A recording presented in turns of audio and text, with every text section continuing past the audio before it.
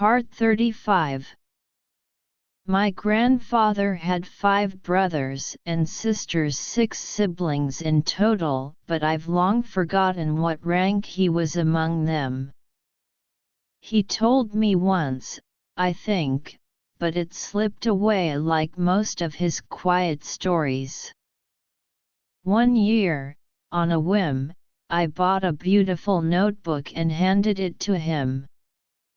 He had nothing much to do in those days, so I suggested he write his memoirs, his memories, his youth, anything he could recall. A few days later, I checked the notebook, curious about his progress.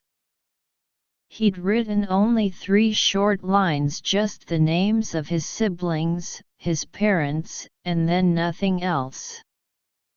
Like the beginning of a family genealogy that suddenly ended. I asked him why he didn't continue, why not write about his life, his stories, his work. He simply said, "There's nothing worth writing." Honestly, I understand him now. At 39, I've begun to feel the same hesitation captured in Xin Kiji's poem. I want to speak, but I hesitate, then I just say, what a fine, cool autumn. Back in high school, I only knew that line from a Chinese literature exam. I was a teenager, pretending to understand sadness because it earned higher marks. Now, I finally know what it means to have things you can't quite say, and to cover it with small talk about the weather. My grandfather wasn't eloquent. He was timid, slow to anger, fond of food, lazy, stubborn, and absolutely incapable of doing harm. He was a genuinely good man, the kind of person who'd rather suffer loss than cheat a penny at the vegetable market. My mother was the opposite. When she went shopping, she had to get a few extra pieces of ginger or a sprig of green onion, otherwise, she felt she'd been cheated. She always emphasized her deafness, gesturing, and bargaining with the vendors to get a small discount. But she never suspected they might shortchange her on weight. Our family used to say my grandfather's ancestors had been officials. What kind, I don't know. Probably not high-ranking ones, or we wouldn't have ended up like this. He'd been pampered since childhood, that much was clear. I know almost nothing about his early life, but his habits gave it away. Take breakfast, for instance. From the day I was born until now, I've seen my grandfather eat home-cooked breakfast fewer than 10 times. And by home-cooked, I mean plain rice porridge with pickled vegetables, the kind ordinary people ate daily. He always preferred morning tea outside. Even during Lunar New Year, when all the shops were closed, he would pre-order his breakfast from his favorite tea shop 2 weeks in advance, then reheat it at home during the holidays. When he grew too old to walk, my grandmother or my mother would bring him flatbreads or buns from the same shop. His favorites were crispy layered flatbreads during the regular season and shepherd's purse flatbreads in winter. Me, I only liked 2 kinds: radish filling and shepherd's purse. Literally dragon-tiger fight, was just a mixture of scallions and sugar for the filling, sweet and savory at once. In our family, the men, my grandfather, my father, and I, were the ones who ate breakfast outside. My father did it out of necessity, rushing to work.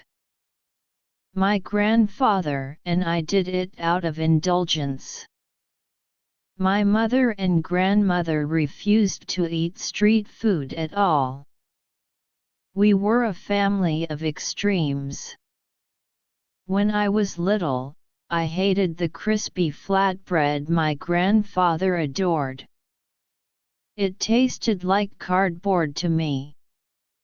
After stealing a few bites from his hand once or twice, I swore off it completely. When he turned 80, especially during the winters, he insisted on custom-made giant flatbreads from a stall near our house, bigger and thicker than normal ones. He refused to eat what everyone else ate.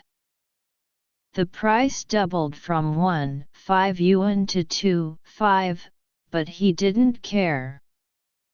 He'd stand there waiting as the shop owner baked it fresh. Time, after all, was the one thing he had plenty of. Besides flatbreads, my grandfather and I both loved steamed buns. His weak teeth limited him to meat or sweet red bean fillings. I could eat almost anything except the red bean ones. If they were meat buns, I'd dip them in Zhenjiang vinegar, nothing else compared. But my grandfather despised soy milk and tofu pudding. My mother and I, being mischievous, sometimes bought tofu pudding on purpose. We'd hold it under his nose, and he'd wrinkle his face in disgust. "Smells rotten," he'd grumble. And we'd laugh heartless, but happy. We never knew why he hated it so much, he just did. My grandmother, on the other hand, lived almost entirely on congee and soft rice. Her staples were radish pickles with fragrant sesame oil, homemade, from sun-dried red-skinned white radishes, and locally pressed sesame oil. Sometimes she'd buy pickled cucumbers at the market, sold loose in barrels. I, meanwhile, was obsessed with a strange pickle shaped like a mini pagoda. For 30 years, I thought it was called pagoda vegetable. Only later did Wang Daqiu tell me its real name, ghost ginger. I loved biting along its spiral ridges, taking a small bite and then washing it down with a big spoonful of hot rice soup, sour, sweet, and perfect.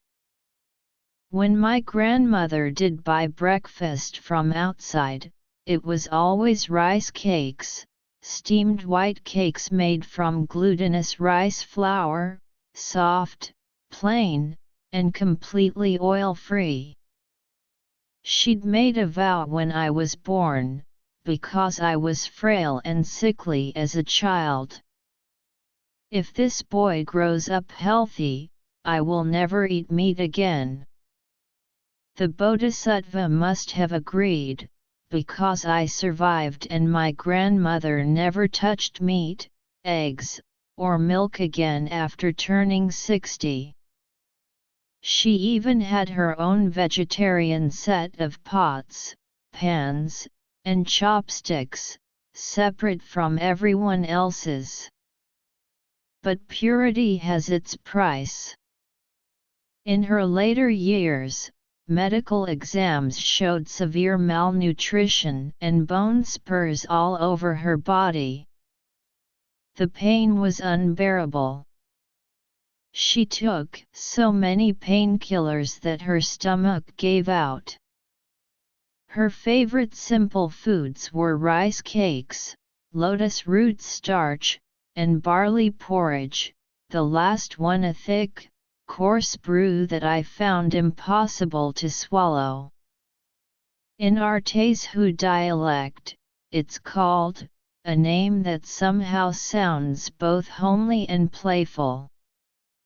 But as a kid, all I cared about was that it had no taste, just warmth and love, that I only understood much later.